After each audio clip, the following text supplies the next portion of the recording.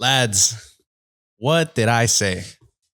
PSG were always the favorites to win, and there was no contest whatsoever. Bro, Inter didn't even show up. They were terrified, bro. Inzaghi said they had a plan for PSG. That plan was to lose the whole time. They were never ready for this PSG team, bro. Lads, welcome back to another episode of the Ladsfootyshow. Hera, Geeks. This shit was a massacre. It was bad. Before we get into that, boys, make sure you guys drop a like, comment, make sure you guys are sub. We hit 6K on the road to 7K starts now. Make sure you guys join our Discord. Discord was buzzing as always this weekend. We had a pretty epic weekend in terms of certain games. We'll get into that as well. But for the sake of the video, it'll just be a recap of the final, how it went, so we'll break it down. I have stuff to say. Keeks has stuff to say. But let's start off with Keeks cooking. Because as you guys heard his intro, I mean, he had him winning since the get-go. And props to you. But Inter, man. They didn't show up, bro. They weren't ready. They weren't at ready all. At all. Nah. Their final, Inter's final was what they did and what they played and how they beat Barcelona. I was expecting to see that Inter on Saturday against PSG. And we didn't even see a bit of it. And it also almost even looks bad on Barca. Like, bro, you couldn't beat this team. Who got? Now the way I look at it now, bro, is like, now imagine if we really did get that Barca PSG. What if that was an even worse ass whooping waiting to happen, bro? Imagine. What if PSG were waiting for Barca to thrash them even worse than they left Inter? The thing is, it was more so of Inter just being so ass than PSG just being insane. Dude. Yes and no. But respect PSG. Yeah, respect PSG 100%. This was 100%. What a performance. They were the best team in Europe. They were the best team on the planet by a landslide. And it showed. By a landslide. They outclassed every team they went against, bro. They outplayed them to the maximum amount that you could possibly outplay anyone, bro. Liverpool, Villa, Arsenal, and fucking Inter. Yeah. What a breeze. Then no one faced them. No one faced them. Really. Their biggest fucking opponent was Villa, yeah, and maybe you could say Liverpool because they went to pens. We've said that, but Inzaghi, man, wow, dude, disaster. If this is his last game, what a shitty way to leave. What a shitty way to leave. No one expected. If you guys are watching this right now, you cannot tell me that you expected a battering. Not like that. Not like that. By 5 goals. I expected a margin, maybe 2, maybe 3 goal margin, but 5. 5-0. Yeah, you had PSG winning, I believe 3-1. Yeah, it was 3-1. So you pretty like a really sensible win by PSG. But I had Inter, and I was, dude. It was they scored the first goal in the 12th minute, the 8th minute, whatever it was, the 9th minute, 9th minute, whatever. Hakimi 1-0, La Ley del Ex, as always, fullback. Goal. I also called it fullback as soon as Hakimi scored, I was like, I was watching with Omar, and I was like, hey, wait, I was like, because he's like, what did Keeks predict? Motherfucker said it in the Discord too. The second Hakimi scored. Yeah, Hakimi scoring. I'm like, I said a fullback would probably get them back in the net. I had a Dembele brace, but he ended up with 2 assists. 2 assists, and we were saying, Dembele Ballon d'Or game. I mean, he's getting 2 assists, bro. 2 assists, and congratulations to PSG, first ever Champions League, winning it in this fashion. Luis Enrique, second treble, and with the new team, different team, 10 years apart. Beautiful to see. Beautiful to see. It really shows how, like I keep on mentioning, how far better they just seem than everyone else at the moment. It really seems like every team in Europe is going to better themselves and stack up however way they can just to get the best possible chance to even beat PSG. PSG looks unbeatable. I don't think any team in Europe right now gives these guys a shot. It's only the beginning for PSG as well. The team is young. Young squad, bro. Young team. Yeah. From the defense to the attack. Pacho. My respect from Pacho. The first goal came from him saving it on the line before he went to Inter corner. Nuno Mendes is still young. The midfield, Vitinha, John Neves, young. Barcola, Desiree Doué, young. Desiree Doué, I mean, that's your guy, bro. That's your guy. Doué. All right, I'm going to say this here so everyone can listen to this shit. Lamine Yamal versus Desiree Doué is closer than a lot of people think it is. And I am going to argue that shit until I can no longer speak, bro. It is closer than a lot of people think. Granted, I still think Yamal is the best talent, the best young talent on the planet. Yeah. But Due is not far off, bro. That kid is a fucking joy to watch, man. I see way more of Neymar in Due than I do in Yamal. Way more, bro. Easy to say though, Yamal's left-footed, but También, yeah. thing is, I see the vision now. I see the vision. You have a forward that can play Anywhere both flanks and centrally, bro. Mm-hmm. That entire team can play in any fucking position they want, bro. You have Vitinha practically playing center back at some point, and then going up the pitch at playing left wing, bro. Mm-hmm. These guys are the that rotation. Goal, oh my god, that goal that Due scored.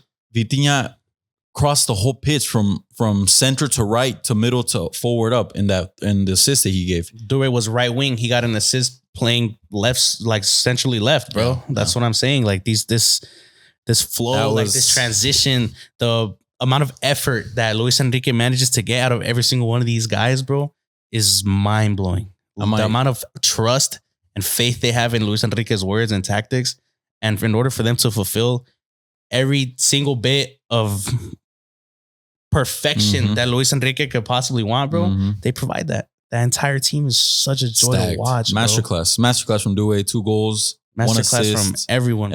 Inter looked like frauds, bro. Inter looked like they should never play in another Champions League final ever again. 2 finals in 3 years, and you don't score in a single match of those 2 finals. You don't score once in any of those 2 games. You have helped 2 clubs win their first Champions League trophy, and it being a treble. That is crazy. Inzaghi, mega fraud watch. And I came to this conclusion, and I was like, okay, why are Inter so shit in finals? Okay, think about it. They lost the Europa League final versus Sevilla when Lukaku and Conte. Lost the Champions League with Inzaghi against Man City. Lost the Champions League final versus PSG just now. But even then, some Supercopas you lose to Milan or Juventus. Some Coppa Italias you've lost to Milan or Juventus.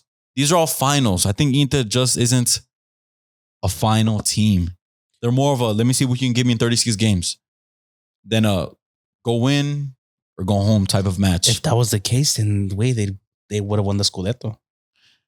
I know, but they kind of sacrificed some of the Scudetto games in rotation for the Champions League. And it was the worst mistake they could have possibly done. In a sense, yeah, they did. But that's what I came to my conclusion. I'm just like, when it comes to these win or go home type of matches, Inter isn't the team for that. Their defensive style probably just isn't. I don't know, man. I really was hoping to be proven wrong. I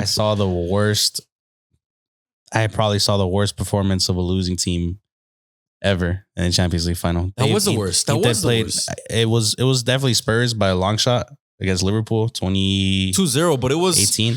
But no, it was just in terms of the actual performance of the squad. Okay. Like just the actual team that lost, those 11 men on the field.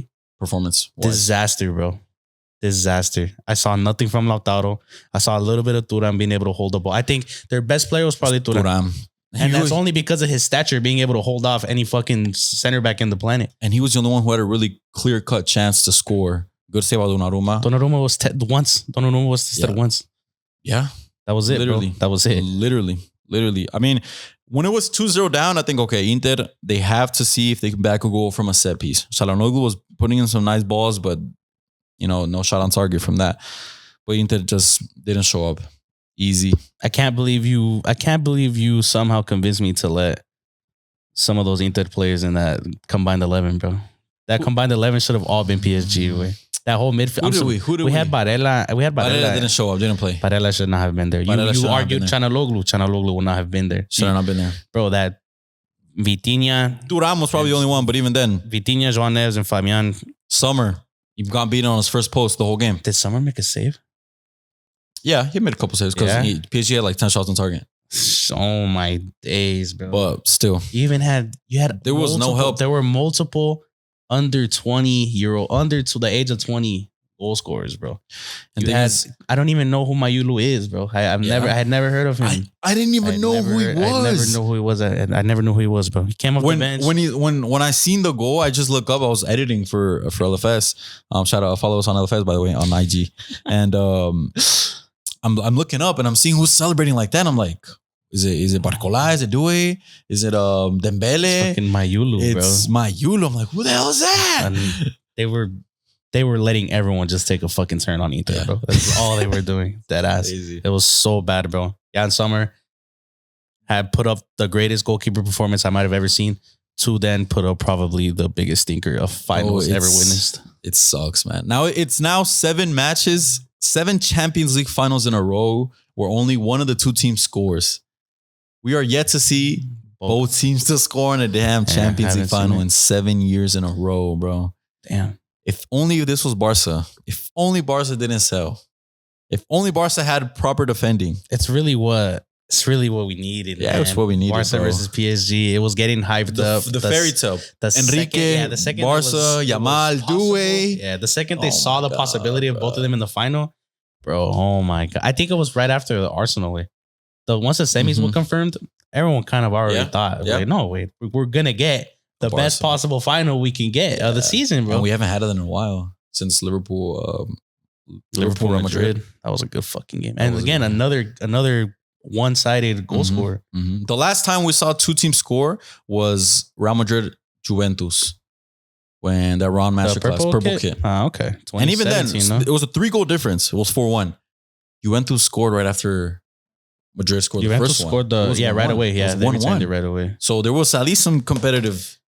That's what I'm saying. Wait, 5 goals unanswered. 5 goals unanswered. It's actually crazy. Holy shit. And Due, man of the match. But the players after that weren't too far off of that. Kvaratskhelia, come on, dude. Yeah, no, every time I watch him, bro, I eat my words. I can't help but just scored once, first post. Dembele 2 assists. Vitinha running the show. Joao Neves just being Joao Neves. Fayan Ruiz quiet but doing the job. Pacho masterclass. Hakimi and Nuno Mendes masterclass. The whole team played up to par in a Champions League final like how it should have been. And this is only the beginning. Team is young. No, as long as no one leaves. And I really don't see anything. I don't see a single reason why anyone would like to leave PSG right now. I also don't see a team being able to beat PSG. Yeah, I can see them going for a 2-peat. At least for the moment. It's still relatively new, you know. Nobody's made any transfers yet. They're going to be a very serious contender for the next 5 years. Yes. 10 years. Easily, bro. Easily. Because now PSG has the pull way. Aparte. Yeah. I could see Luis Enrique here for years, bro. Think so? I think so. He's going to be winning every year. Ligue 1 is a lock. Oh, he just became a fucking PSG legend, bro. Legend. That whole squad is now, I'd probably say, untouchable. I don't think anyone leaves from there. And PSG signing Luis Enrique was the greatest thing that has ever happened to that organization. Not Messi, not Mbappe, not Neymar, not Zlatan, not Cavani could do it. That's some crazy shit to say. Luis Enrique. Yeah, that's some crazy Luis shit. Enrique was the reason. Another Spanish manager winning a treble with 2 different clubs. Greatness, man. Yeah. It's nothing short of greatness. Saw a picture with Barcelona posted? Or not Barcelona, that was leaked. Jose Mourinho, Guardiola, and Luis Enrique in like training gear all together. Yeah, like Barca, no? All those 3 managers won trebles. La Masia, wait. Holy shit. If they don't make them good at football, they make them a tactical genius, bro. One way or another, they come out fucking ready for the football world. It's kind of insane. Luis Enrique played at Madrid, I think, for a little bit too, if I'm not mistaken. I think it was like a right winger. No idea. I couldn't remember. Because they also posted something about congratulating him or some shit about winning the treble. Probably. The biggest question is answered in one word. What went wrong for Inter? Everything. I could give you a better question. What didn't go wrong for Inter? What went well for Inter? How about that? It was set up for PSG once since the beginning, bro. It was set up for PSG since the beginning, and I should have seen it. And if you guys can tell us why Inter sold like they did, losing 5-0, drop a comment below. PSG is just too good. PSG was just too good, and I think that's the right answer. PSG was just the better side once again. Last thoughts before we end this short video. Short videos are coming, boys. More content being put out. Keeks. Oh man, if they go back to back, just don't say I didn't tell you so. That's all I'm saying. Due as well. Yeah. I can agree with you on that Due take because remember last year when the conversation was Yamal and Endrick. Come on, brushed aside, bro. Brushed aside. Yeah, Due is still a teenager, by the way. He's still 19. 19 years old. Yeah. youngest player to get a goal and an assist in the Champions League final. My God. And they're going to be playing each other next week. Desiree Doué lifts UCLs while Tamin Tamal lifts JBL speakers. Yeah. That's actually Beats. Yeah. Beats, huh? Yeah. Oh, he's sponsored now. Huh? Beats, pussy. Yeah. Pick pussy. up those headphones and walk down to the bus, pussy. Yeah. You know, Desiree Doué doesn't lift though? European trophies. I mean, he doesn't live European trophies. The Euros. He doesn't live European trophies. The Euros. Nah, he's gonna lift the World Cup. Yeah. I still got Spain. Yeah. Fraud. Anyways, Dembele Ballon d'Or is confirmed. Congratulations. Dembele. Blues. What a turnaround for his career. Lads, that is all for today's episode. We're going to be going back-to-back uploads. So make sure you guys have noties on. Drop a like, drop a follow, subscribe. Visit all of our social links in the bio below. And that is it, lads. Catch you guys in the next one. Peace.